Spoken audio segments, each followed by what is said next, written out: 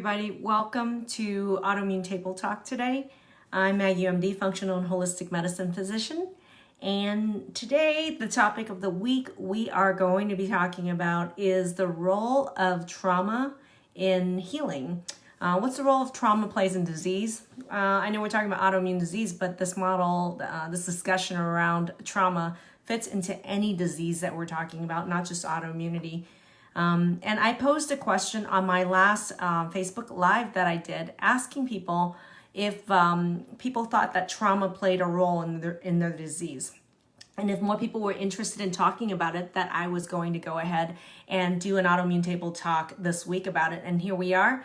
We also posed a question to the Facebook group that is asking people, do you feel that trauma has played a role in your disease, whatever that is? I first want to welcome all of you that are joining me live. If you're watching live now from the Facebook group, thank you for letting me know you're watching. Tell me where you're watching from. I see a lot of alumni here that are watching. Tell people that you're the alumni.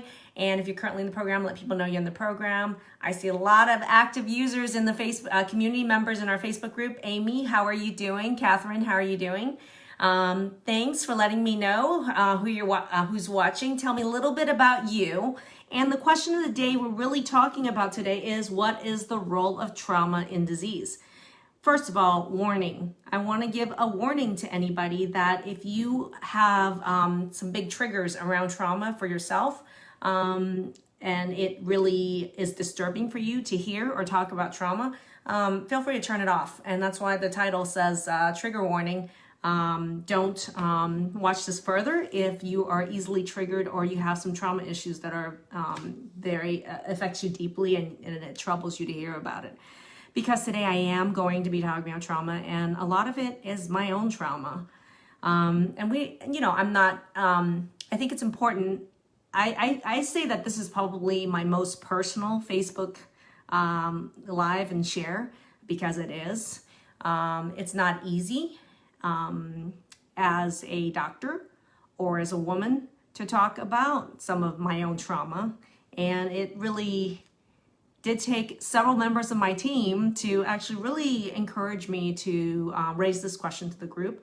And based on your responses, there's just an outpouring of support. So many of you really do feel, we had over 400 responses, of which 98% or more were people saying, yes, trauma absolutely plays a role in their disease. So I want to, and thank you for all of you and your positive encouragement. Catherine, thank you so much. First of all, trigger warning aside, what I want to talk about is, I am not a licensed psychiatric professional. I am a medical doctor and a functional medicine physician. I do have a program called Transform Autoimmune Disease, where a huge part of our program focuses on mindset. What is the role of thoughts that you think and the impact it has upon your health? I know that surprises a lot of you because we talk about the 5 pillars of our program. And honestly, it really should be like 5 pillars and 1 giant pillar, or it should be if you actually look at the model of our program, the 5 pillars, at the circles around it, it's called a seed of life model, where the life seed of it all, the force of it is in the middle of the triangle, of the geometry. And the shape of the seed of life model is sacred geometry. And that seed of life in the middle, for me, really is mindset and where your emotional and spiritual seed is. And so that's why I'm talking about trauma today, because it's had an indelible mark on me and my own understanding of my diseases or disease state and my own recovery. Let's talk about what trauma is, first of all.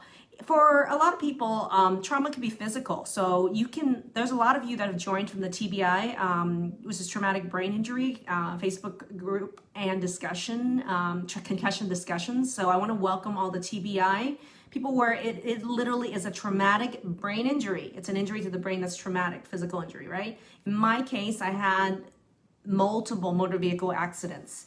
And so had a lot of trauma to my brain and had a lot of symptoms of traumatic brain injury myself many years ago.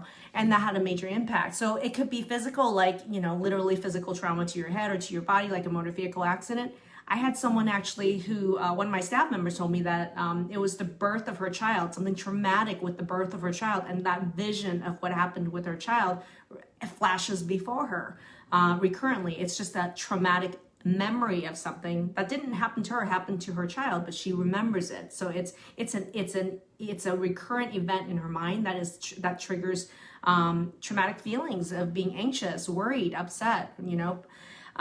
It can be a hospitalization. Someone in the group talked about how they were hospitalized once for something, and that was really traumatic in the ER. And ever since then, they felt like that was their start of their autoimmune disease.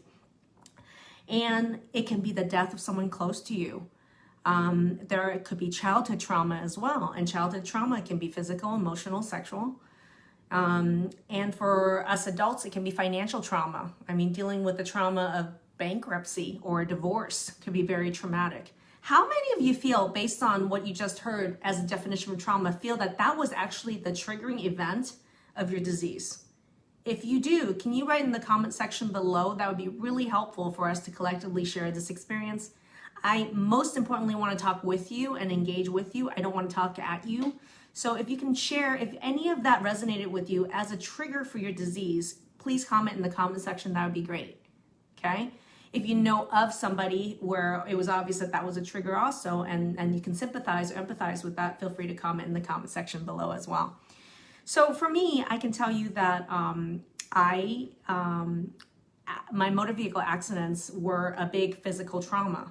And I can tell you that what impact it had upon me and how it triggered things worse was that I was rear-ended, but at the same time, it caused so much, we were on our way to the airport on a family trip to Disneyland, and we were rear-ended by a teenage driver that was texting on his phone.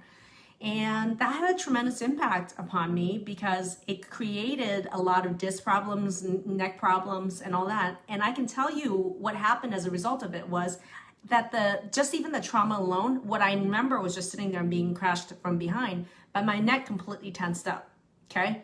And so I had the neck injuries, and I've had multiple neck surgeries as a result of it. But the problem is that as a result of that trauma, my physical body literally went into a stiff mode, which is stiffen up, protect yourself. So it made it very difficult for the next year and a half for me to even turn my head from side to side, okay? Even though I could, I struggled with it. And so as a result, believe it or not, of me being fearful of turning full range of motion to the right or the left, I got into 2 other accidents, and as a result, in a 12-month period of time, got into 3 accidents. Car accidents. So think about repeated brain injuries and traumatic injuries as a result of multiple car accidents, because trauma has a pattern of what it does to your body. My body stiffed up as a result of that car accident, and I couldn't turn full range of motion left to right. I still struggle with it, even though technically I totally can. There is still a part of me that's really like when I'm driving, I have to mentally say, okay, Maggie, you can actually turn completely to the right to really check whether there's a car there or not. And for a year and a half, I didn't even notice that was the impact trauma had on me, was that I physically limited my own body without even realizing it, of what it can and can't do. And it's a protective mechanism. So there's physical things that your body goes into that you think you can't no longer do that really impacts upon your body function, okay? But let's go into also, you know, I'm gonna just talk, this is difficult for me to talk about, but I was sexually assaulted. And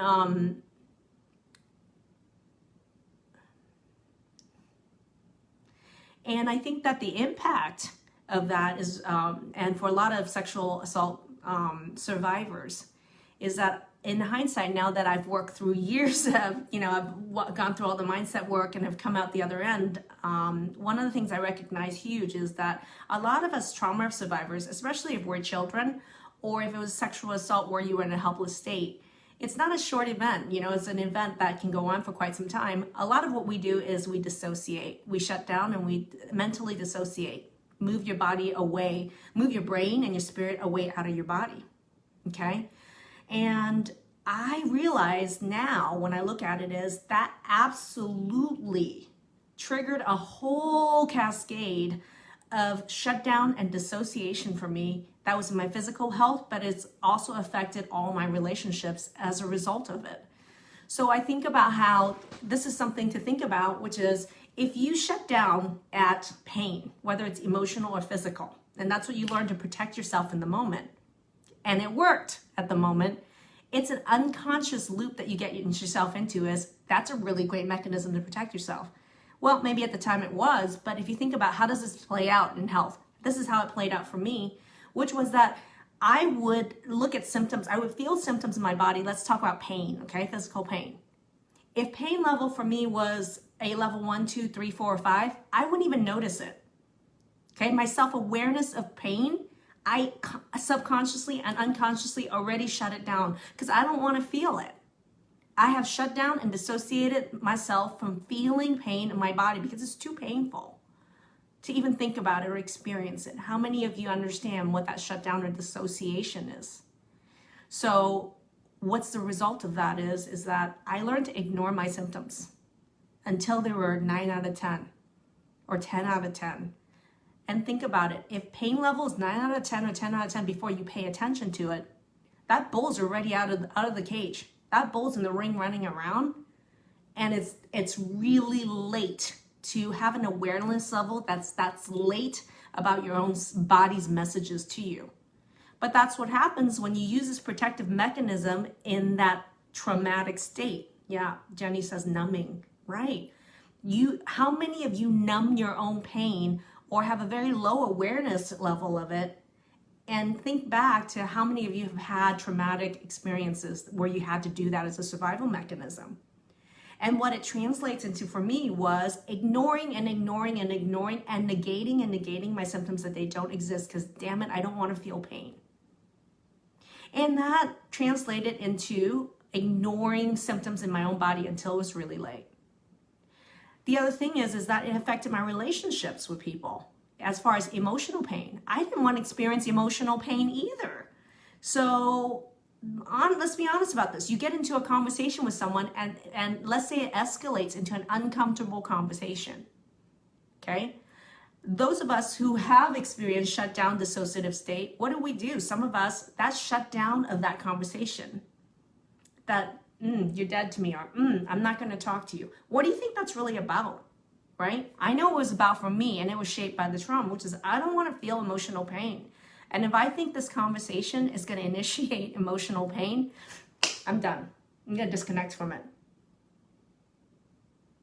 And Jenny just said it comes to a point where you become dysregulated. Yeah, it's absolutely true, because what happens is that when you shut down to emotions and you shut down to physical symptoms, all the messages are completely gone. They're giving, think of these messages as gauges on a plane that's providing you data, right? Imagine flying a plane and you're getting information from all these gauges and instruments, right? That's supposed to give you feedback so you can, of course, adjust and pivot and do something about it.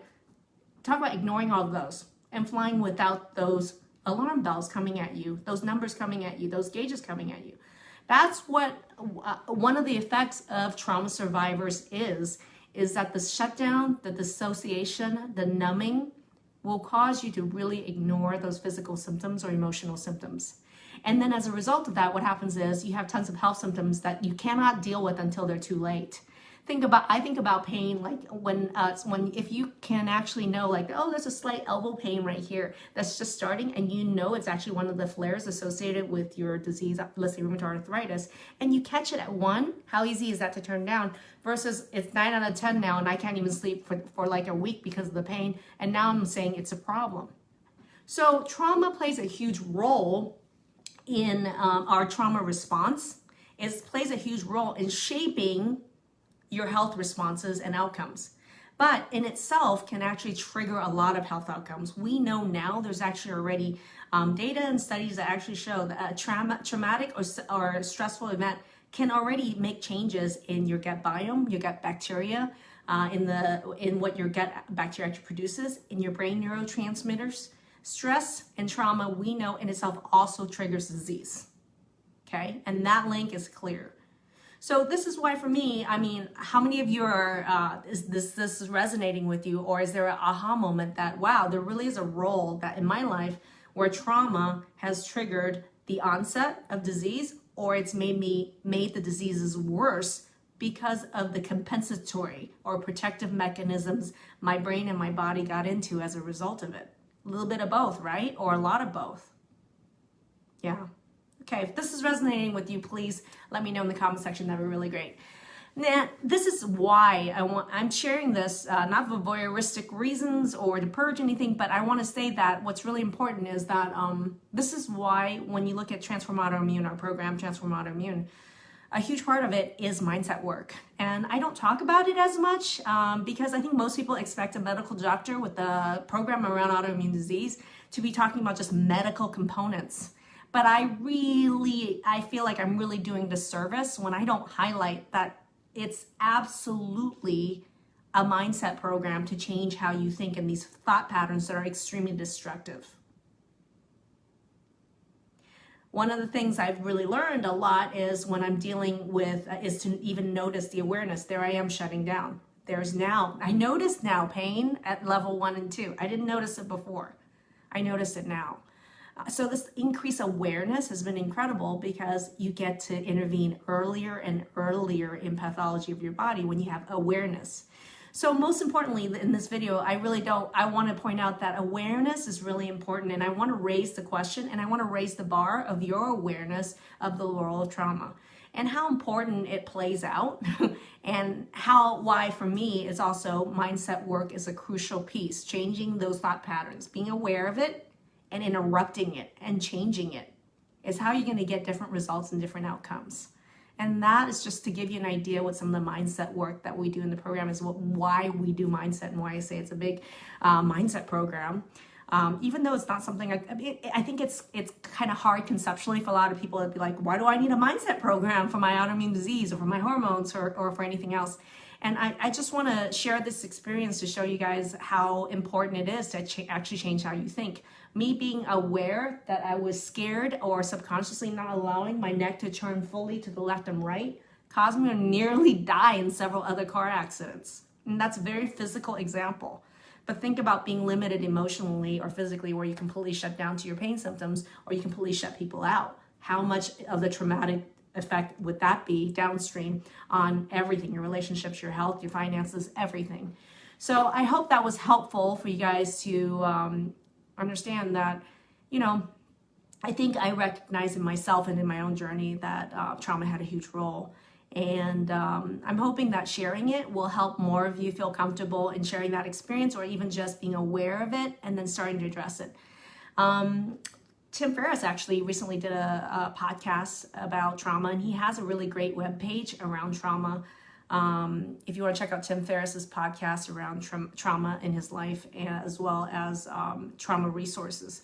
At some point, I think I'm going to do a full-length podcast, so I have more time and more depth to actually discuss more specifics and more things I did to really turn around my trauma and build a resource page around trauma recovery, because absolutely it's possible.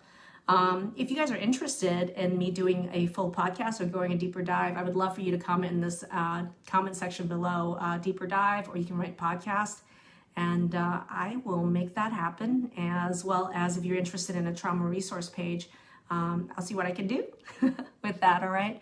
Melinda, thank you so much. Those of you who are watching, thank you for, Melinda, thank you for sharing. Was traumatized to some childhood trauma, yeah.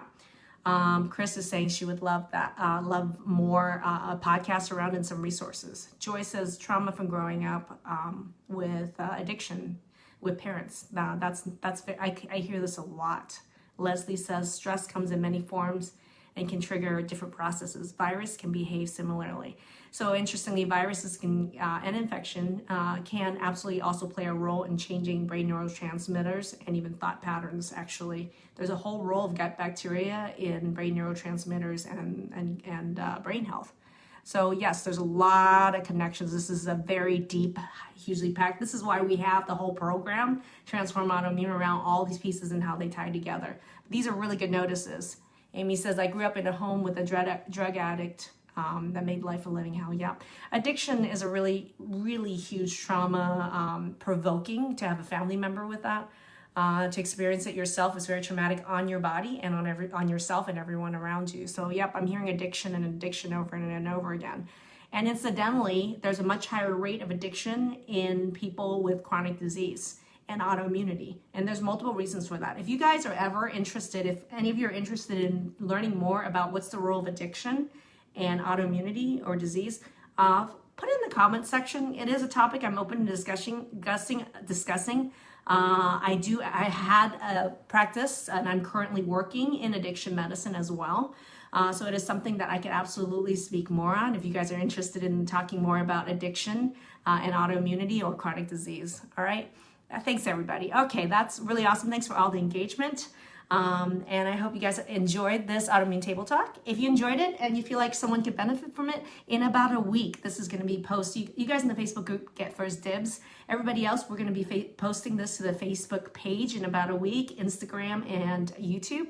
Once it goes live in those public pages, you can tag and comment someone in the comment section below. And they may not listen to you, but they may listen to me. So sharing is caring. So thanks for raising awareness. Those of you that are watching that it's not part of our Facebook group, make sure you join our Facebook group, Transform Autoimmune Disease Naturally. All right, everybody, thanks. Thank you.